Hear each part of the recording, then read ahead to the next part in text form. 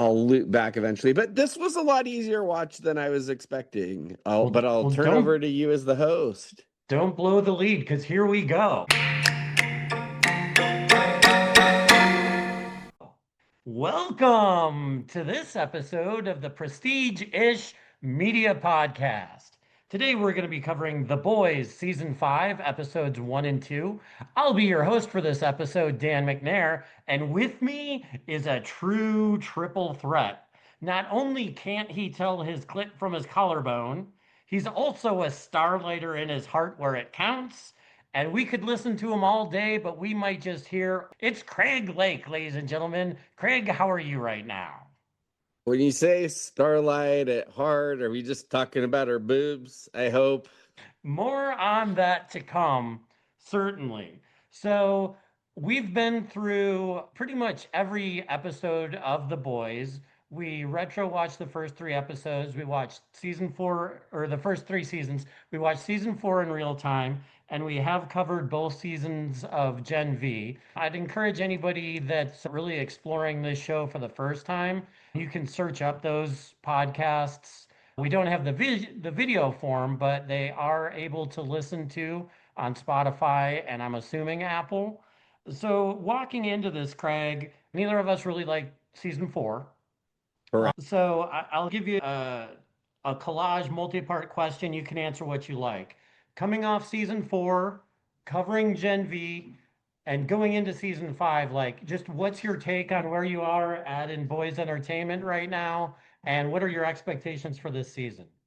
No surprise to anyone, Dan is more a fan of the boys in general than I may be showing otherwise. But going into four, I was excited, and four just much a little man digging through the dirt all over me. And so I was very hesitant about this season. I think where I stand on Gen V generally is it's fine. There's things I like and there's things I don't like. There have been some really high opening closing episodes and seasons of The Boys, like typically up till last year. They've done that very well. And I think where it found me was like the first episode was very good and it was more in the tradition of The Boys opening very well. And Do you so have a yeah, rating for that episode? I've got it at least at an 8. I'm Wow, you're not above me. I'm not sure. Okay, then I feel good about it. But yeah, I've got it at an 8. I was very happy with the first episode. And it's a solid 8, like a hard 8, if you will. Oh, playing craps, are we? Something like that. As far as the first, like my expectations after season four aren't really that high, and I did like it has been confirmed this is the final season of the show. I'm wondering how much more this universe can really show me. I used to be tickled by like the Vought branding on everything and their monopoly and all the silly little products that they would come out with.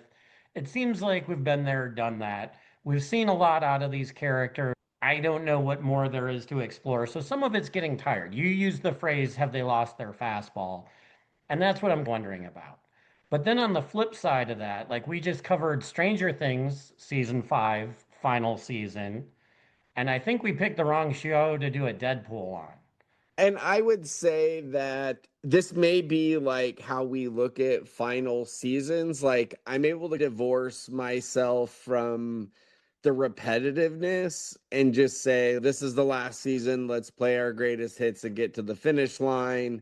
To your point, I did think while maybe there's only so much they can do with character exploration that we haven't seen, and it'll really just be vacillating to different levels we've seen already. But to your point, like the kill count could be high, and we saw one significant death, and maybe that's how they're playing it out, and maybe that's it worked fine for me. Here's what I'd say: if I'd have got through the whole first episode without a significant death, that would have felt not as good, but I think at least they gave us something early that was significant. Okay, so we will definitely cover that in detail. To tidy up, I gave it a 7.6. Maybe I am the East German judge here because I am more a fan of the show, but I'm moving cautiously into this. The episode starts out with the Vought annual meeting of shareholders. Homelander's doing his kind of stump speech for the shareholders. It's a whole raw narrative. Meanwhile, we see Starlight behind the scenes trying to do a little bit of a covert guerrilla operation. She's fighting Black Noir, or maybe we should say Black Noir 2. There's some stuff about that character that I want to make sure that we cover towards the end. And so the Flight 37 video, harkening back to season one, gets hijacks his presentation and gets shown to the VOT shareholders. Homelander seems ready to laser eye the whole crowd, and Sister Sage steps in and calms him down. As we're getting right back into it, like last season, for the starters, we had a big political meeting and a lot of cloak and dagger stuff to start it off. How did you feel about these first establishing scenes here? Just the scene as a whole, that has lost value for me, and that isn't. We've done TV shows, we've done memorials, the funeral's the next episode. There was that church gathering. I feel like they're all the same thing. Like they've all got to be in the same building or something. So the fact that this is a shareholder meeting, it's just okay, whatever. The It's boys' team greatest hits, yeah. the team of like firecrackers lined up. I'm not going to complain about that. Certainly, I prefer Starlight as a blonde, but not going to complain about the outfit at all. Okay, didn't even have to ask that question. And I'm glad that we got some fallout for Flight 37, even though it ended up a Colin Farrell fart in the wind. It was nothing, but at the moment, it seemed like it could be a big deal. And yeah, I could definitely do without Sister Sludge ever.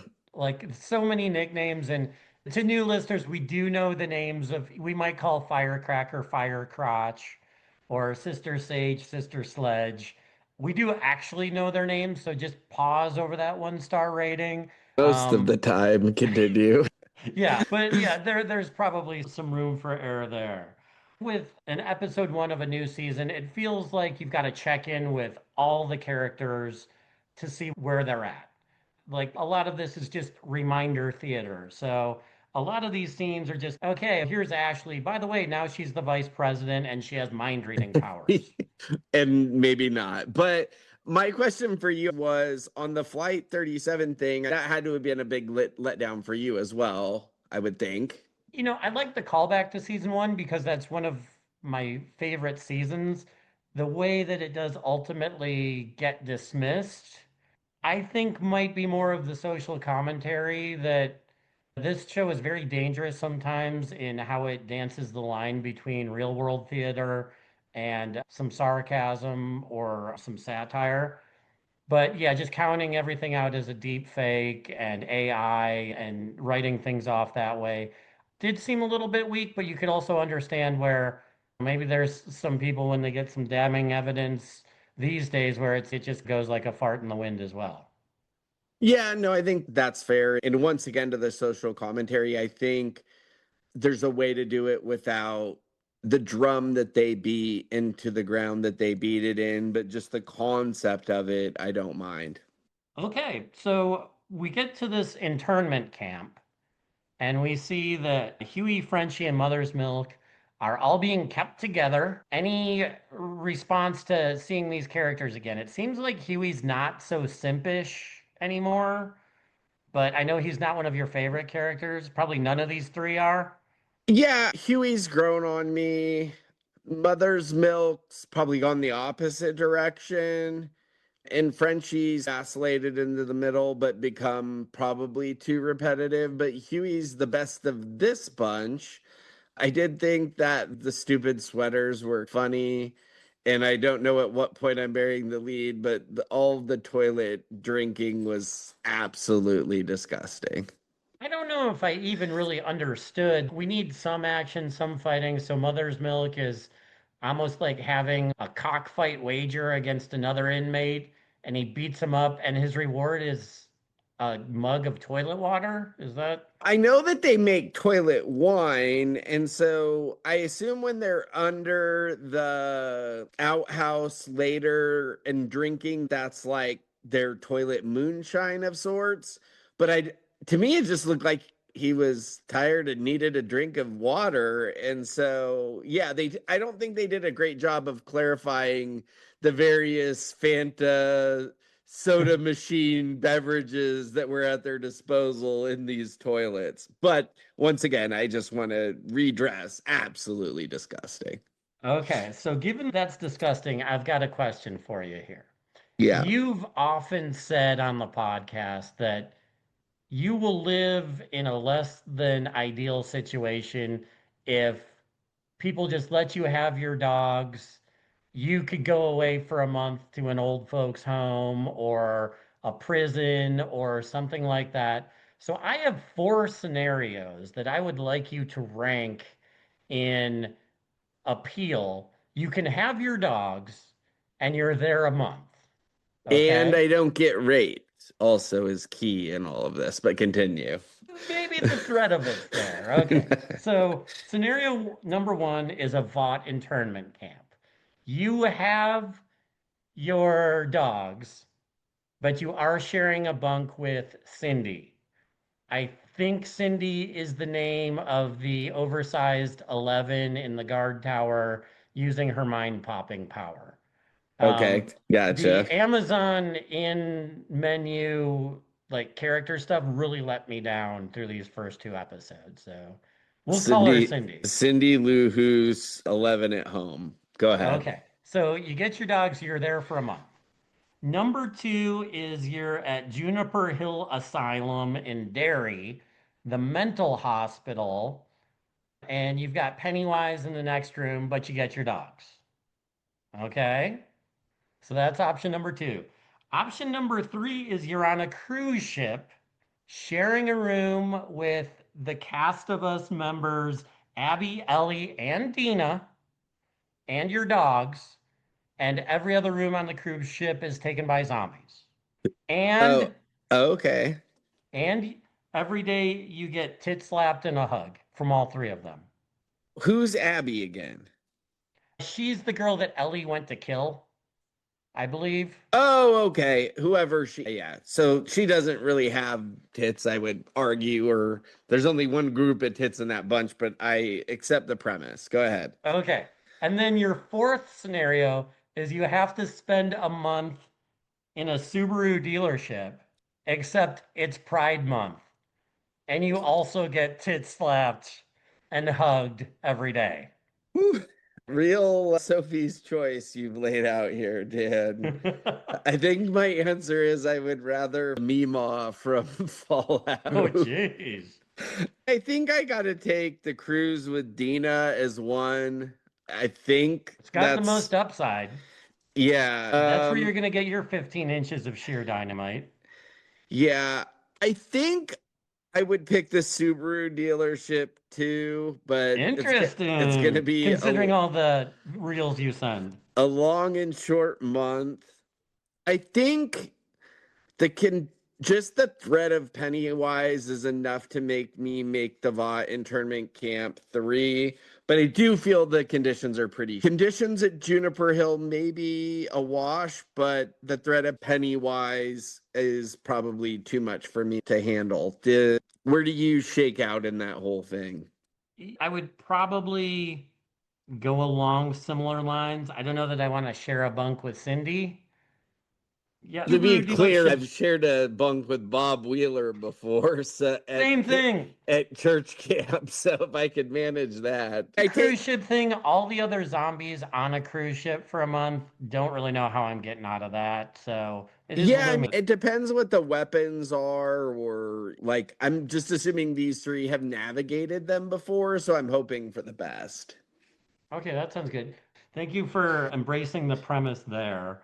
Moving back to the episode, we get a couple check-in scenes that I think are pointless.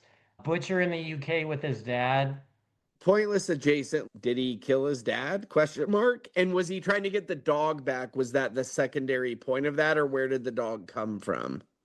I think the dog's just conveniently there when they need it.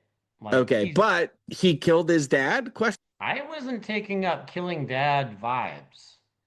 It seemed like he wanted him to scream and then they cut. I think he killed his dad, but I mean, this whatever. is a show that doesn't have a problem showing violence. So With I didn't. without him killing his dad, or there's two options here, or three. Pointless check-in, he killed his dad, or there will be some later to be revealed thing that happened with his dad. Okay. That would make the scene at least have somewhat meaning to me. At least in what we've seen so far, there doesn't seem to be a lot of relevance back to the scene to tie things together. So maybe that is a breadcrumb that'll come in handy.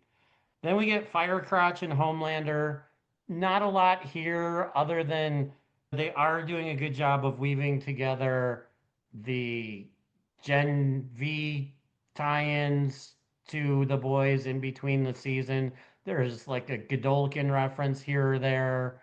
There's one with Sister Sage. There's one on Truth Bomb. Now that you're more up to speed on all of it, did that flow a little bit smoother for you? The biggest thing for me with her was we knew she was sick at the end of last season, but I think I was like thinking it was virus related versus, and it's still a little weird because your heart's wheezing, but we find out it's like the medicine to make her milk that was making her sick. And so that context helped me put that to bed from last season if I didn't totally understand it. And I will bring up to the listeners that Dan rewatched the last episode, but I certainly have not done like a boys rewatch. So while memory's pretty good, we'll warm up as the season goes on. Like we might miss something here or there, but yeah, no, that was an issue for me last season. So at least that fleshed that part out better for me. Okay, yeah, like we're wading back into this. Our boys' muscles aren't, they might have atrophied a little bit. So there are probably a couple things hanging out there that we're going to try and plow through here. One of the things that we learn is that Kamiko can talk. I think Kamiko's a character you're not terribly down on, but she's been mute for 4 seasons. So any reaction to this? Yeah, I think feel two ways about it. One, ridiculous. But two, it's such an improvement over where her character had gotten so repetitive that I'm willing to accept the premise. And as she did start rushing in to say some like dumb things here and there as we went, like she did have some good one-liners here or there. And so I think it was a welcome, albeit slightly disbelievable premise. Yeah, she says basically it's been speech therapy, and basically the timeline is the Time Lord says it's been a year since the end of the last season. So that's coming a long way. When she didn't even speak English to begin with, it's not even her first language, and then sign language that she made up, and then Frenchie speaks French and she's fluent in English, which I accept it because it's much better than what was going on before. Welcome addition, cast wise, totally unbelievable. Fair enough. Fairly legislated. I will note she was living somewhere in Southeast Asia. I think it maybe said the Philippines or something like that. Yeah, Manila specifically. And on her wall was a poster for South Pacific. She's a big fan of musicals, we know. So, Okay, and I didn't know South Pacific was a musical, so we're learning all kinds of things today. yeah, I don't think I could sing you anything off the soundtrack, but this I do know. So we get then another check-in with the Deep and Noir. They have a podcast too. Everybody has a podcast. Let's go through this here. I've been seeing some internet chatter. There are some interesting theories about Noir. Do you have anything before I reveal what I've No, looked at? no. So I've seen no theories. Like I would assume maybe there's a theory that the old noir is back or something. The only outside of that, like me not seeing any weird stuff outside of the show, because I think that would be crazy if that's the thing. Like I don't really like that premise. But maybe from Sister Sledge, like brain all the time and lobotomizing everyone that she like went too far because we know she was banging both the deep and him. And I think she lobotomizes herself, but doesn't she drug or do something to them too? And so maybe she up somehow. That was my stab. What have you heard out there? Okay, that's an interesting theory. During this podcast, Noir is just hitting the soundboard, playing sound effects. The original Black Noir was famously mute. He was Snake Eyes from G.I. Joe. And then he dies and gets replaced by an actor who in season 4 was always talking. He was always breaking character. He was always asking about his motivation. And this Noir that we're presented with in season 5 does not seem, he seems more like the original one, to your point. The last we see of Noir, I believe, is in Gen V. He's like a mercenary tracking down Marie, sent to Godolkin, and I believe the last we see of him is she like knocks him out. So, being that anybody can be in this suit and that he let Starlight get away with it at the Vought shareholders meeting, or there could be a case made. Obviously, Homelander is very paranoid about spies in the eyes of Mordor. So, and I have to give credit to Nerdist on this one. One of their writers has an article, listeners and viewers can look it up, but that it's actually polarity, the dad I of. was gonna jokingly guess that, but it was gonna be like as a larf. I was gonna guess him, or I forget who I said that. Oh, or the McKay from the last from There can Euphoria. only be three black actors in Craig's world, Those were apparently. my next two guess. Yeah, I would also point out we do have a little soundboard synergy with the last season of Stranger Things and both season fives. So there you go. Yeah, it's all coming together. Just at least some deaths of consequence on this show. Yes. Thank you, Stranger Things. So we get checked back in with them. The Deep is definitely doing the party line, stumping for Homelander. We go back to the internment camp. We see that Cindy is back. She, I think, came back at the end of last season when they were rounding up the boys. And before that, we probably hadn't seen her since the clinic that Lamplighter was in, where they were experimenting on Yeah, didn't they like suits. break her out or I she think she broke was just out? walking down the road like the Incredible Hulk at the end of the 70s. Yeah, but Uh, I did remember her coming back, and I didn't know which trip of the two shows to the psych ward it was, but it's okay. She exists again, and I think I saw her in the last season. yeah. Butcher teams up with Kimiko and Starlight. And this is a trope that you historically have been like, okay, this guy's an asshole. Now they're friends. And it just zigs and zags. And I feel the fatigue on that. We haven't had to see it recently, so maybe it doesn't wear so much here. But Kimiko speaks. Starlight's definitely happy to see her. And at one point, like Starlight reveals that she knows where they've been kept, but she hasn't really done anything. And that's where Kimiko says, I don't know whether to tit slap you or hug you. I'd take a tit slap from the other one, that's for sure. I think we need to work tit slap into the podcast more often. If they can Probably say we it, I need to think so can remove we. it. And the Deep would approve. All right, what else you got? Homelander's big into hunting traitors. He's got his normal paranoia. He just can't seem to be happy. It seems like Sister Sage has warned him of that. You see Soldier Boy on ice. He's interrogating the Deep and Noir because he's worried about who let Starlight into this meeting. He was humiliated. He's throwing a little bit of a tantrum. We see Ashley's new guy. So she's vice president, and she's with basically the guy that picked up for Ezekiel as the head of Samaritan's Embrace. And I didn't get a character name again in pausing the screen and trying to I get the will say, notes. yeah, I want to echo what you're saying that it's not as good as it used to be. That old grade mare ain't what she used to be. But any take on this clown?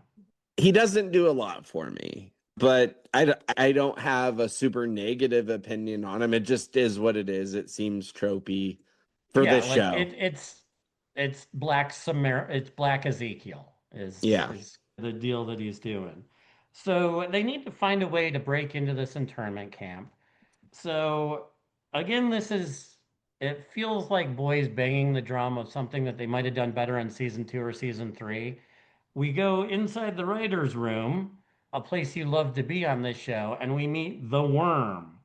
He's kind of holed up and working underground, but he does have some interesting like in-universe references. There's a poster of Pop Claw's Slippery Slopes, which seems to be like one of her B movies, and he's wearing the Mesmer's Mystery Mansion shirt, which apparently he was a writer on. You'll remember Mesmer was Haley Joel Osment a couple seasons ago. They have three characters that basically are the same character, but yes, I assume that was him. Even though he Okay. also looks like the dick slinging guy, looks like he's a little Joel Osment-y. Continue. I didn't mention Love Sausage. He is back. He's patrolling the internment camp. I wasn't sure of his character name. He was one that the Amazon credits did give me, but in my notes I had him named Cockknocker, which I think would be a better name, but I think Jay and Silent Bob beat him to it. Yeah, not a fan of old Slob Knobber or whatever he is. Well, Not a he's fan. not long for this world, Craig. We get a full like prison beating with his and it like why couldn't it just be a We're rat's tail? Doesn't somebody else have a rat's tail? Yeah, one of Like the college girls does. it and the worm doesn't even have a worm, although he eats dirt, but how many kids has he taken into those tunnels? Let's be honest. And they even jokingly allude to it, but they keep it a little cleaner than I'm going to. He definitely is a pedophile. Continue. Okay, just laying it out there. I think a lot of people on this show are. It really just Well, let sensibly, me redress that. Sex offender at all. Could be many different offenses that he's had. but love sausage isn't. He's just offensive to watch. It's not entertaining. Like When he was beating that guy up in the yard, were they behind a woodshed? I don't know. It's like him and Milker, like Peter and the chicken. It's like you always got to see them dueling it out. It's some metaphor for Milker milking his own wang. I don't know. At some point, as they're trying to hone in on this VOD internment camp, we find out it's 20 miles outside Rochester. Oh, I didn't even pick that up. Yeah, Jessica where our Z shot beloved out. Jessica Z is slowly circling and returning to. So, is the internment camp actually run by Z's kids? Eleanor would make a better prison guard for sure. Eleanor and Cindy and Love Sausage, that's a road trip right there. Keep the worm away from Eleanor, though. Okay, fair enough. A Train comes back, a couple quick good one-liners. He sees Starlight, he says, "Who, John Bonet?" Which I she could be John Benet Ramsey. I It's don't a know. reference. It's Yeah, something that's happened before. it's something we're not too young for. And then Kimiko says something and he goes, "You talk." So everybody is just getting back on board with that whole thing. It feels good. We get a shot of A Train's family. He's protecting them. This seems to be like his motivating force now. The Deep's coming after him, but I get the sensation that the Deep is slow playing. That if he really wanted to turn an A Train, he could. No, I feel like the deep is like straddling the line and they're somehow gonna turn him for the good, even though he's also a sex offender, multiple species.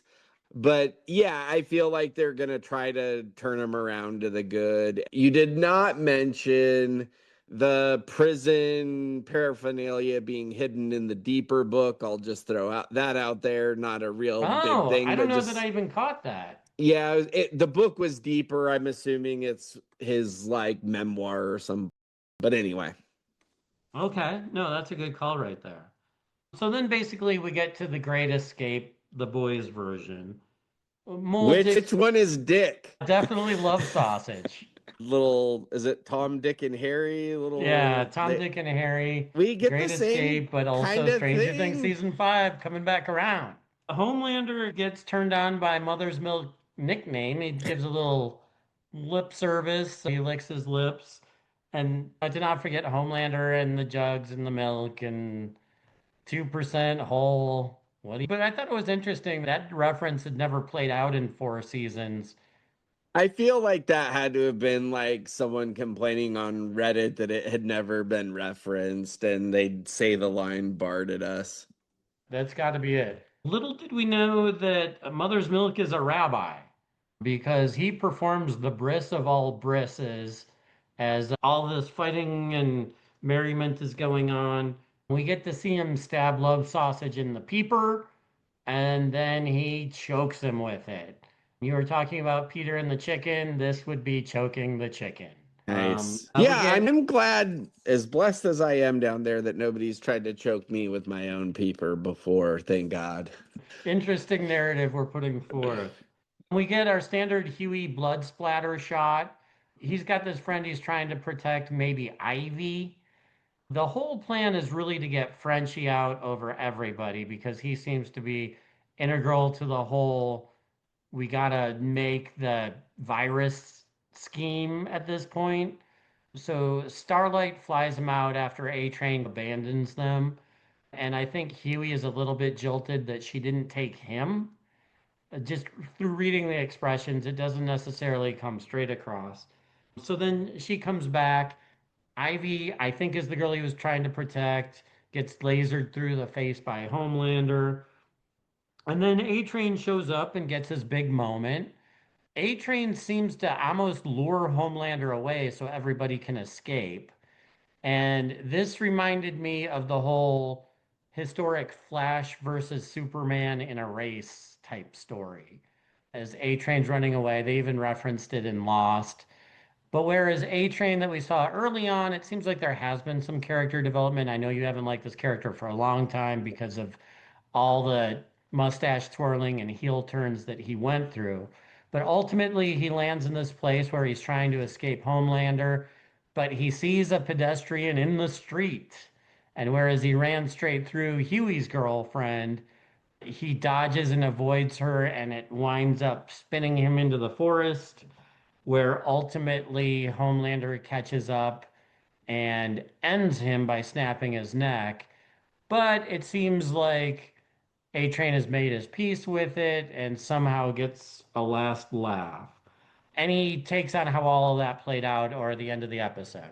Yeah, so I did think I did not love the Huey and Starlight reuniting on a bad note. She goes away from him, and when she comes back for him, he kind of walks away from her, and it's, oh boy, here we go again. One of your favorite will they, won't theys. Yeah, this whole show is a will they, won't they? But yeah, so I didn't love that. I'm glad it wasn't long for the next episode, but I still think there's more of it to come. As far as A Train goes, I think I agree that overall I've come to appreciate the character more. I still don't like all the back and forth. To Dan's point, he pretends like he's going to be a good guy and he goes back to being a bad guy like a million times. So nice to see him wrap up on a good note. I think to your point, very good call out of the first episode and that scene, and that didn't go unnoticed by me. And I thought it was a good like swan song to the character. The full circle moment there, yes. To the point of trying to find out what's going on with Black Noir and the end of the next episode. And it's like, you keep always waiting for the shoe to drop. You say there's deaths with consequences, but are there? I hope so. Hoping he's dead, but watching it with a skeptical eye, and not hoping he's dead to be dead, but so that it show has consequences. And I do think he's dead, to be clear, but as it was happening, I'm like, okay, is it happening? And then they get us the very next episode. But yeah, overall, I think, like I said, this was a strong open for me. It got an 8. I thought this was as good as the boys can be at this point. And one other thing we didn't mention, I think a big problem with season 4 was like it was supposed to go 5, and then the creator was like, yeah, maybe it'll go longer than 5. But then at the end, he's just kidding. I was always planning 5. But that doesn't make sense. And then he had the Gen V stuff and he's got all his spinoffs. It just seemed like too much. If they had just planned this show for 5 seasons, I feel like season 4 would have been better and suffered because of all the shenanery going on.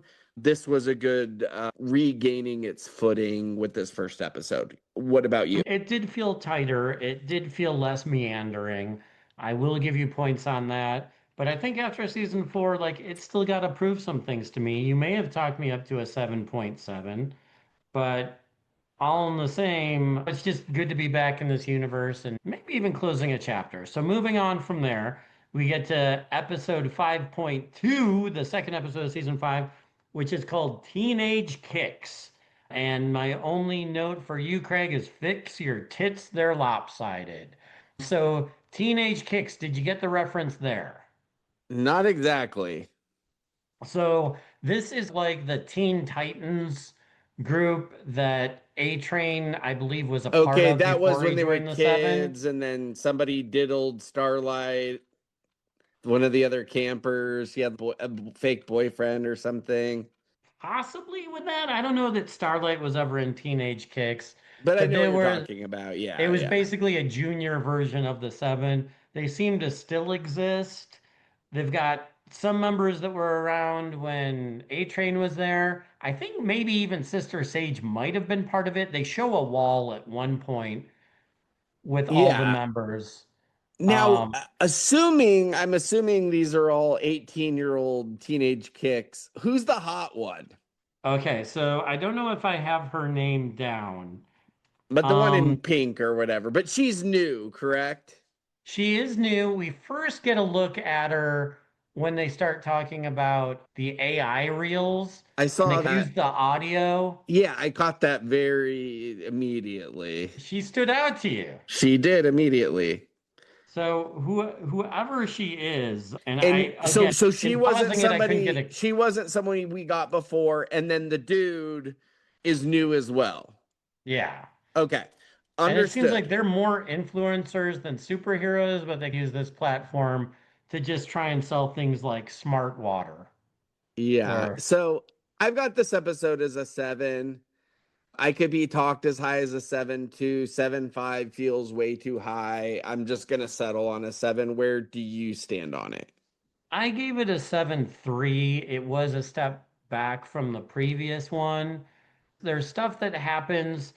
There's a lot here that I don't necessarily understand, and annoyingly, I ask too many questions. Like, how could Butcher find Starlight when all of Homelander and all of his mind-reading spies couldn't? There's some fast and loose with like, how does this happen? And it seems to work its way into this episode as well. So when some of the consequences in reality feel a little bit sloppy to me, that can be difficult. We start off at A Train's funeral, which is presided over by Reverend Jazzy Jeff or whatever his name is. It turns very quickly into a political movement, which is it's very heavy-handed. There wasn't a lot here that really kept my interest. I saw what they were trying to do. I got it. I didn't need this prolonged. Any observations that you had on the funeral? I just thought the beginning part of it was funny or fun. It's some sort of confirmation that he's dead. Like I said, church, stockholder meeting, TV Looks like the show. same setup. Yeah, it's a catch-all, but yeah, it was fine. Everybody that would celebrate A Train's life couldn't be there, but some people were there. It was something to do. It looked like a very aerodynamic casket. Like the kind that they like in Star Trek 3, I want to say, they like shot Spock out into space in the little funeral casket. That's what it looked like to me. It looked ready to go around the other side of the moon. Yeah, I That's thought what it it. looked kind of like what Jessica Z's dad found under her bed when he helped her move. Oh, wow. It was blinking, glowing, and vibrating, you're saying. I didn't go that far. I'm just saying it was very aerodynamic, as you mentioned. So then we catch up with the boys after their breakout. They're in Erie, Pennsylvania, and they find this abandoned school to set up shop in. And it's I know I've mentioned this in some of our previous coverage. This universe has more abandoned pizza joints, schools, hotels. Like they must have an app that tells you where to set up a hideout in an abandoned place because it just like from a plot convenience standpoint, they're all over. Maybe the soups have really killed this much of the population, or maybe they've all been rounded up by Homelander so that you've got all these vacancies available. But it's one of those boys' greatest hits where I'm like, Man, it's just too easy for them. And just in general, it's this season's hideout, and it's two things at once. Like it's cool that they have a hideout, but it's every season they have a different hideout, but whatever. It's just part of the dog and pony show. So even though it was really important to get Frenchie for this virus, it looks like Butcher has been working with Vicky's ex, and they already have the virus pretty much ready to go without Frenchie's help.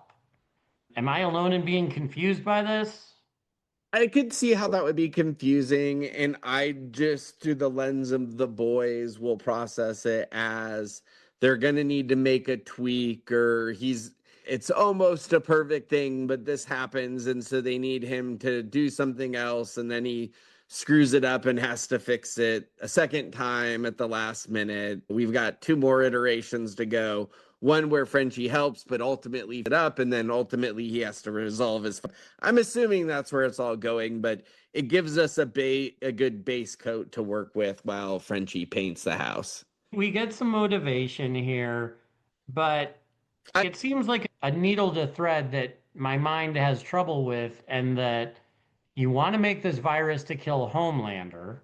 And that's the point of this episode is it's an unknown quantity, but you have a bunch of other soups around that it could easily kill if you don't know how contagious it is or how it transmits. I don't well, I know. think Again, fast and loose with the plot. the biggest stretch for me was like why this guy could work with the butcher other than being forced to, because was he dating Vicky somehow, and So then he's the baby daddy of Zoe. yeah, and but Zoe's still alive? Question mark. Yes, I think she turned up in Gen V.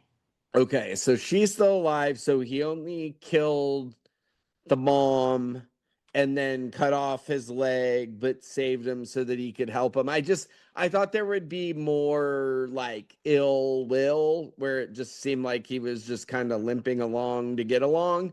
And I Eh, don't know that he knows that the point you're making is that at the end of season four, Butcher basically rips Victoria to shreds with his chest tentacles or whatever the hell, his Yeah. chesticles. And maybe that's when the daughter escapes it somehow. But then also, so that's that. I did feel like they started to deal with this last season with the superheroes, that it's, yes, this would be good, but it would also kill all of us. And it seems, I think I'm okay with the logic in that you hear Starlighter say saving 8 billion people and killing a couple million is worth it. And you see them all arguing with themselves and each other over the validity of that. And so I think it's Senior has a saying that you can't cut up a pie while it's still in the oven, or if you try to pull it out before it's done, you'll burn your hands. I don't know, some version of that. But it's once you've got Beta pie. once you've got a once you got a pie or a He virus loves that his pie analogies. once you've got a virus that's usable, then you can argue over how to use it or if to use it. But I think the main thing is if you don't have one at all, it's not even an option. I can understand going along with the premise where it ends up. I agree that it's murky. Yeah, there is a lot. Obviously, these are anti-heroes, and Butcher is the most anti of it. The idea that we need to test this out, so let's go murder somebody, feels a bit unhero-ish. But they target this dude named Rockhard, who is one of the members of Teenage Kicks. They're in Erie, he's in Cleveland. They're gonna go do a little scoop and score, and the idea is to get this guy back to a controlled environment and test it out by murdering him, which, like, there's a lot to legislate as far as what's good. And then in the school, everybody starts banging. You got Huey and Kamiko going at it. You got, or not Huey and Kamiko, Huey and Starlight, Kamiko and Frenchie. You get a lot of bra, no boob for Craig. You've been putting it out there that you're getting back in the dating scene. Less boob in these scenes or in your reality? I had a date Saturday. It was Congrats. All right. it was fine. If I wanted to fake pretend I'm like someone, I'm sure eventually I could see boob, but I chose to be a gentleman and just mutually ghost each other. But So it wasn't even a 6.9 on the Craig scale, which is normally fine.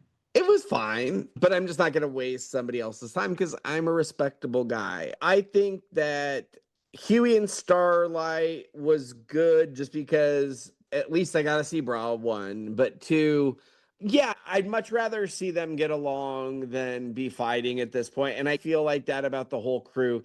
And around episode 4, it's going to be like, we can't take Butcher anymore, and then Butcher's gonna save them all in episode 8 or 10, however many they're gonna present us with, but hopefully 8. But yeah, I'd rather see them all come together and wherever we get to, but we know that's not typically how the show works. As far as Kamiko and Frenchie, weren't they like unsure if they were like brother and sister energy at one point? And I know they finally kissed in that one hospital scene, but it's with that, I wasn't into it, but it was more like, thank God, just get to third or fourth base already. Like it was a lot of foreplay with those two. They may have hooked up before, I don't know, but I just feel like more often than not, they've teased us with that relationship that it was good to just get it on. Now that they don't have to have foreplay through fake sign language, I think it's a lot easier to figure out where you're coming from and going to, and they seem all in it. The funniest part was when he asked if her bottoms had regenerated for them to bang. Like, I thought that was a good in universe nod. Yeah, good point. She was lasered in half by Homelander somewhere in that battle royale at the end of episode 1. So Homelander's at A Train's casket, and all of a sudden he's treating Homelander's treating A Train like he was his closest bud. And he seems to get the impetus. I have a note here. Again, we're doing an instant reaction, so it's not like we've been through these episodes a lot. We're trying to bring them to you quickly. But I think this is where he hatches the Operation Daddy plan, where he decides he needs people he can trust. We've seen Soldier Boys kind of lurking as an ornament in his home. So I have the note that this is where he decides to unthaw Soldier Boy. Does that sound about right to you? It does. And I would just say it seems a little similar to, I think, when I thought he killed Black Noir and then felt bad about it then. And so to me, it was and that's why, like, to me, it would be disingenuous if Black Noir was still alive. So I do think the Polaris is the leading thing. I think that's, once again, I was going to make it a joke out of it, but it definitely makes sense. Polarity's on the board. So yeah, but I'm just saying Homelander's been here before. Like he kills somebody he likes and then or likes adjacent, likes for Homelander, right? Then Then develops the emotional and then he's connection. I'm gonna go find two more heroes that are more loyal or smarter or when it's never seems to work in his favor. So I think he's set up for disappointment, not for all the reasons that Sister Sage suggests, but I just think it's a screwed up universe. And he's definitely gonna be disappointed again. But yeah, I could see where this was just going. It made logical sense that this is where he would go with it. What about you? Yeah, it made sense. And we've been holding back Soldier Boy in the background for so long. I was actually hoping for maybe more of a storyline than we get. And to be clear, we don't know where it's going yet, but I was just glad that because we knew it was hanging out there, that there's a couple things they got to right away this season without dicking around. And so that I appreciated. Yeah, I do agree with that. We get some more of those influencer videos. It seems like this teenage kicks group just puts out promotion on their phone. There's the guy and the girl that you talked about. It's actually diet water that she's Okay. promoting. You do get some roundup videos, which are supposed to be a Homelander is wants to go after everybody that's ever liked a Starlight post or anybody that's ever put up a meme against him. Craig's reaction is thinking that maybe they're trying to reflect ice here. Who knows? But there is ice on the ground in Cleveland. I know of one person I think that was arrested for meme. I'm not even going to mention, but it's just they love political slanting things pointedly the way they do it, where it's like, to me, it's much better if it's open ended. But to your point of what you saw earlier, they can't help themselves It but to it just beat a dead horse over and it, over it again. feels one-sided, and Yeah, I love well, it. the problem to me is that they beat the horse backwards. I'm pretty sure there is a guy that was arrested for a Hillary meme, and that's the only one I'm really aware of. But what they're saying is happening, and it's just make it more Love ambiguous or Sausage play could both beat a sides. horse backwards. I'm sure he could. The horse, So horse we versus get horse. like these Dipsy real Wonder Twins, and we also meet Countess Crow, who just it's a take on the Crow character. Do you have any reaction to this new little character, this new little bird, I if you will? liked her better when she sang about, is it Mrs. Jones? Mr. Jones and me. I wanted to call her Cheryl. And we'll jump ahead a little bit. She has two remaining crows, Russell or Cameron. Do you prefer Russell or Cameron Crowe? I will ask you right now. And do you know who Cameron Crowe is? Who is Cameron Crowe? So he's a director. He did a bunch of movies, maybe before your time. Singles, Say Anything, Fast Times at Ridgemont High, Jerry Okay, Maguire. yeah, no, he's got a, I'd heard the name but hadn't placed the movie. He's Almost Famous is on there. Yeah. I'll take Fat Russell Crowe. Big fan of Oh, his jeez. later, big Robert fan, Baratheon right there. big fan of his late career turn. I'm gonna go with Cameron. We can agree to disagree on there. Do you have any good nicknames when we finally get to see Rock Hard? Could you describe him to me?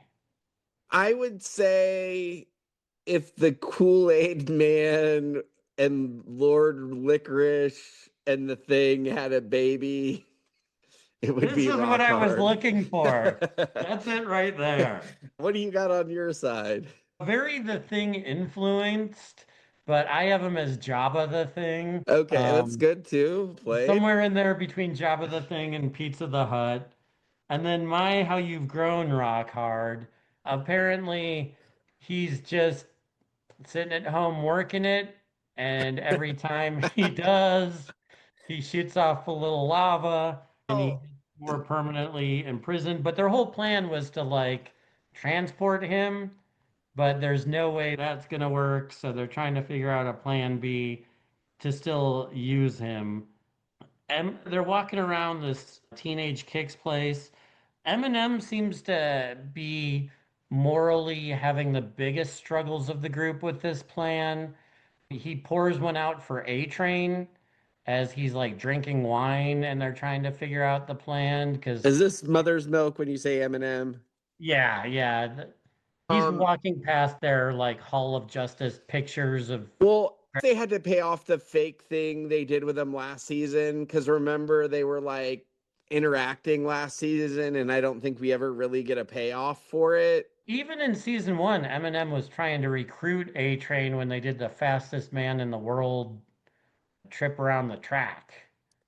I was gonna say, like on Rock Hard, like I think maybe this is where my funny button is just seeing like the worm's gunt and fat ass and no boob. Not his boob to be clear, but we probably saw that too. And him like how noisy would it have been him like farting through that hole? It wasn't exactly discreet as he played his kazoo through the prison. But with that said, I think because Rock Hard, it's not his actual penis and it's not his real sperms, it's his little ghost loads of lava. I actually thought that was pretty funny. So maybe that's the way to my perverted heart is making it There a is a little less narrow on the lane for nose. Craig between the far sickness and the safe humor. Probably helped that I didn't have to see his dong and only just some sort of fake lava And I dog mean, and he post got it show. at Starlight. Of all the characters, that's probably something you could get behind. He got to it before I did. We'll say that. Or did he? I don't know that our audience really wants an update on that. So, a Homelander like releases Soldier Boy, tells him like, "Hey, I got this plan for you. We're buddies. Here's a shield. Go find Butcher and figure out what he's up to." And then Sister Sage asks him about it and says, "Oh, that's a good idea. Like he's a perfect guinea pig for this sort of thing, as we all know they're working on this virus." And it's almost like it hasn't occurred to Homelander, "Oh, maybe I just sent Dad to death." Because going back for people that are new to this, Soldier Boy, originally they did experiments on him. I think he was a sperm donor for Homelander. And so Homelander being bereft of any real family has this weird emotional connection. And I think that's really what led to him unleashing Soldier Boy, even though he's been a douche. Anything there? Yeah, I just thought he felt like this is the only person he could connect with and that everyone was dying and this person wouldn't die. And, somehow him, Homelander, and some orphan from Gen V are the three most powerful people in this universe. Our own little Harry Potter from Gen V. But continue. It takes Soldier Boy no time to find this crew. They get their special delicate vial of virus that they gotta run over to test out on Rockhard. But they're interrupted that Soldier Boy finds them because Butcher used the same name he did during Herogasm to rent a car, which is Don. I'm gonna start using that on your Starbucks orders. I'm using Chill Guy because I'm just a chill guy. But It's probably got gamer tag potential. yeah, if it's not taken already. So they say there's a new plan. There's a chase that ensues, but they want to use out this virus a different way. So Soldier Boy meets up with these Wonder Twins that are doing their viral stuff and rounding up people, and it's a race to get back to the headquarters. They do a little sleight of hand, lock a handful of the Teenage Kicks people in the room, and they release the special serum virus agent, lock them down. Eminem seems to save Cheryl Crow, or whatever her name is, but I take it that Soldier Boy dies. Agree? Disagree? He did die until he gets up in his body bag at the end of the episode. Was there like an after episode No, scene it's that I just missed? no, it's just literally at the end before the credits, but his body completely does like an Undertaker WWE type deal. Oh, I might have been taking notes and actually missed this very See that? important See what scene. happens when you got to take notes. It's a different watch. I'm glad I didn't have him on my Deadpool that we didn't do. But yeah, he sat up in the body bag at the end. Oh, So well, he's alive. that is good because for where I was standing, I'm like they brought him back just for nothing. So I'm actually glad to get some more Colin Farrell mileage out of True Detective season 2 right there. Yeah, I don't mind The the other thing that character being. happens is that we hear about Ashley's voice, and she's Yes. got this weird Harry Potter second face on the back of her head that's somehow even uglier than her real face. I knew you'd like that. So, anything that you take from this development?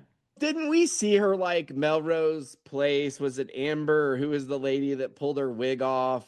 Yeah, Didn't there was she took the V like to survive, but and she did was we see, mutating. but didn't we see like her hair come off, but we didn't see the face maybe? I think that's what it is. And then now we get the full Monty. I don't know that you could make her any worse. So this is advantage push for me. I think this is actually I the w- one thing you could do other than put that face in between her legs. I was gonna say if there's ever a podcast for it, if there's anything I have to say about it, four holes. I don't know. We finally found the fourth hole. Yeah, it is what it is. I thought her having a face on the back of her head was way less ridiculous than her being made the vice president. That was maybe one of the top farcical things of this season so far. Fast and loose with the truth. Anything else we missed? Any other observations that you've got? No, just that me and Rockhard get rid of our kidney stones very similarly. And Yours come out a hunk of burning love as well. I would say this is it's I feel like it's a better start to the season than season 4 was. And Agreed. I'm hoping they can bring the season home. And I get that it is definitely going to be repetitive, but I feel like every season is repetitive. But it's a show we've generally enjoyed, and I hope they close it strong. I want to enjoy it. I'm giving it the benefit of the doubt until it proves me otherwise. Do you want to do a quick off the cuff Deadpool for the remainder of the season? Let's do this. Let's prepare it before the next episode. That's good. Me and you will exchange it before the episode. That way we're ahead of it, but audience will trust we're not going to lie to each other. Yeah. And yeah, we'll As be ready. competitive as we are. Yeah, we'll be ready for it for next episode. That's a good plan. Also, continue to follow our coverage of the first two seasons of Euphoria, available in your streaming chamber of choice. And as we're also covering Euphoria season 3 as it releases, please also join us for our following episodes of The Boys season 5. Thank you for listening. This is Rock Hard checking out. Oi, oi, oi, or whatever the